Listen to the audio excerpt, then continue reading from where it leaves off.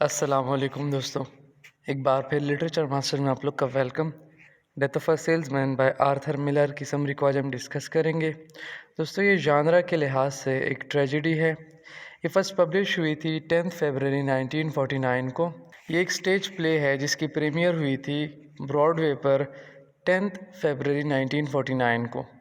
इसने कुछ अवार्ड्स भी जीते हैं, जिनमें एक अवार्ड 1949 का पुलिट्ज़र प्राइज़ फॉर ड्रामा है और second award Tony award for best play है।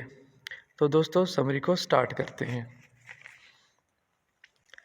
स्टोरी स्टार्ट होती है विली लोमन के साथ, जो कि एक ट्रैवलिंग सेल्समैन है, जो कि अभी अभी ट्रिप से वापस आया है ब्रुकलिन अपने होम, और इसने एक सेल ट्रिप किया है। अब इसकी जो एज है वो 63 ईयर्स है और इसको अब कोई भी सैलरी नहीं मिलती। यानी ये अब कमीशन पर गुजारा करते हैं, इनका घर जो है वो कमीशन पर चलता है। लेकिन ये जो ट्रिप था इसमें इन्होंने किसी किस्म की सेल्स नहीं की थी, तो मतलब इसका जो कमीशन था वो भी बीच में नहीं था। अब इसका जो बेटा है बिफ, वो क्या है, वो फार्म्स में काम करता है, ठीक है। और अब यहाँ पे ये आया है घर, और घर आया है इसलिए क्योंकि इसको नई डायरेक्शन अपनी लाइफ के लिए फाइंड करनी है, यानी कोई और जॉब ढूंढने आया है। अब विली जो है वो ये सोचता है कि जो बिफ है उसने अपनी फुल पोटेंशियल अभी तक किसी काम में नहीं लगाई, यानी उसको फुल पोटेंशियल जो है वो लगाने की ज़रूरत है। अब हैप्पी इसका छोटा भाई है, वो एक असिस्टेंट है, असिस्टेंट बायर के साथ एक डिपार्टमेंटल स्टोर में। अब वो उसे ये बताता है कि उसे ये आउटडोर काम करने में ज़्यादा अच्छा लगता है, ना कि किसी ऑफिस में काम करने के। ये उसको बिफ बताता है। अब विली जो है वो अब किचन में अकेला है और वो वक्त याद कर रहा है कि जब इससे पहले जब वो जवान था और तब वो बिज़नेस ट्रिप से आया था, जब बिफ और हैप्पी छोटे बच्चे थे, यानी जवान लड़के थे, और वो क्या कर रहे थे, उसका इंतज़ार कर रहे थे। और जब वो आया तो उसको एज अ हीरो देख रहे थे। वो अपने सन के बीच में कंट्रास्ट करता है कि मेरे बेटे और मेरे साथ जो पड़ोसी रहता है जिसका नाम चार्ली है, उनके बेटों में क्या डिफरेंस है। चार्ली जो है वो एक सक्सेसफुल बिजनेसमैन है, और चार्ली का जो बेटा है बर्नार्ड, वो एक सीरियस स्टूडेंट है। चार्ली और बर्नार्ड जो है वो इसकी नज़रों में, उनमें नेचुरल जो चरिश्मा है वो नहीं है, जो कि लोमेन में है और उसके बच्चों में है। अब लोमेन जो है वो ये कहता है, वो इस बात पे यकीन रखता है, ये जो नेचुरल इंसान में खूबियाँ हैं, ये क्या है, ये सक्सेसफुल पर्सन के लिए ज़रूरी है, यानी सक्सेस के लिए इंसान को आमादा करती है। लेकिन अब उसकी जो वाइफ है लिंडा, वो उससे कुछ क्वेश्चंस करती है, यानी उनके बीच में कुछ बातें हो रही है तो उससे कुछ क्वेश्चंस करती है, और उन्हीं क्वेश्चन में वो ये बात एडमिट करता है कि उनकी जो कमीशन है वो बहुत ज़्यादा कम है, और इससे वो हार्डली अपने बिल्स ही पे कर पाते हैं, यानी उनका जो घर है वो नहीं चल पाता। उसके अलावा वो अपने आप में सेल्फ डाउट भी है, उसको अपने आप पर ही शक हो रहा है। अब चार्ली जो है वो एक दिन इनके घर आता है और देखता है कि सब कुछ ठीक तो है। जब वो आता है तो ये दोनों, विली और चार्ली, ये कार्ड्स खेलने लग जाते हैं। विली अब बातें करना शुरू कर देता है अपने डिसीज़ ब्रदर बेन के बारे में। बेन जो है वो 17 साल की उम्र में चला गया था और अफ्रीका गया था और अलास्का, और वहाँ वो क्यों गया था, वो डायमंड्स ढूंढने के लिए गया था। अब चार्ली जो है वो विली को एक जॉब ऑफ़र करता है, लेकिन विली जॉब को रिफ्यूज़ कर देता है अपने प्राइड की वजह से। ऑल दो जब उसके पास पैसे नहीं होते, विली के पास वो जाकर चार्ली से मांगता है तकरीबन हर हफ्ते, ताकि अपने घर को चला सके। रिग्रेट से भरपूर विली जो है वो अपने आप को कंपेयर करता है बेन के साथ और अपने फादर के साथ, जिसने इनको छोड़ दिया था जब ये जवान थे। अब वो जाता है अपने घर के पीछे यार्ड में, ठीक है, और वो सितारों को देखने की कोशिश करता है। लिंडा डिस्कस करती है कि विली की जो मेंटल हेल्थ है वो अब ख़राब होती जा रही है, और वो ये किसको बता रही है, अपने बेटों को। वो ये बात बताती है कि उसके बाप ने 2 दफ़ा सुसाइड करने की कोशिश की है। एक दफ़ा उसने गैस इनहेल करके, जो कि रबर होस से निकल रहा था हीटर पर, उसको इनहेल करने की कोशिश की थी। दूसरा, उसने गाड़ी से अपने आप को मारने की कोशिश की थी, यानी कार क्रैश करने की कोशिश की थी।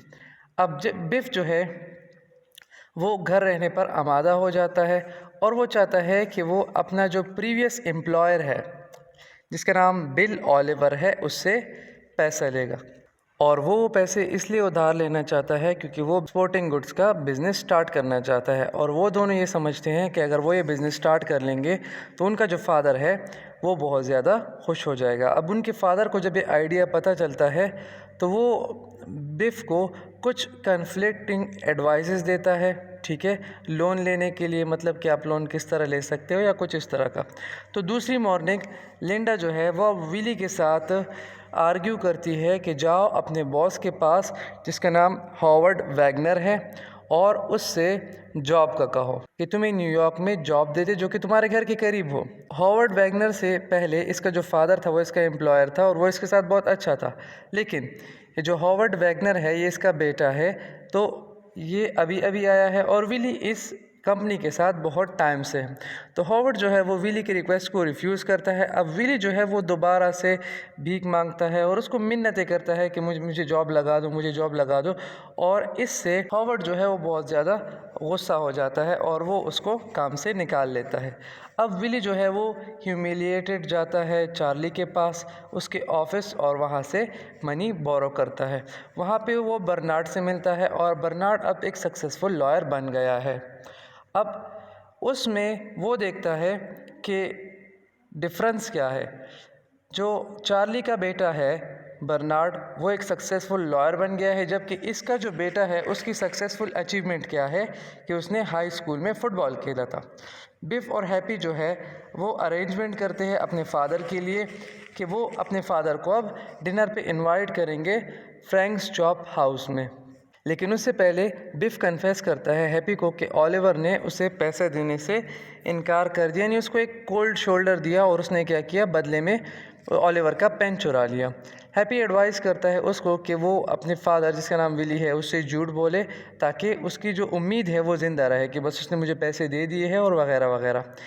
अब विली जो है वो टेबल पे बैठता है और वो कन्फेस करता है कि वो निकाल दिया गया। जब वो ये बात करता है तो उनसे अपनी वाली बात भूल जाती है। विली और बिफ के बीच में आर्ग्यूमेंट्स हो रहे हैं और अब विली क्या करता है, वो अब बहुत ज़्यादा अपनी मेमोरी से ओवरवेल्म होकर चला जाता है, ठीक है, वो वहाँ पे वॉशरूम चला जाता है और अब अचानक से उसको बिफ का जो हाई स्कूल कैरियर है वो याद आने लगता है, ठीक है।